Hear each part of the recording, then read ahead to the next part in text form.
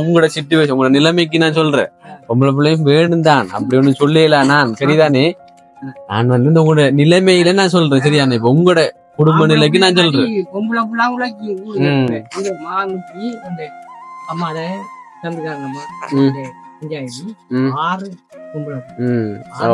நான் வந்து பொதுவான சொல்லல, நான் வந்து உங்களோட குடும்ப நிலையில உங்களுக்கு மட்டும்தான் சொல்றேன். உங்களுக்கு தனிப்பட்ட முறையில சொல்றேன். பொதுவா எல்லாம் பொம்பளை பிள்ளை எல்லாம் வேணாம் அப்படி எல்லாம் இல்ல.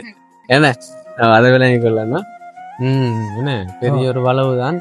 ஆனா வந்து கடை குப்பியா இருக்கே வெளியாக்குற இல்லையா, வெளியாக்கத்தாம கூட்டுறதுதான்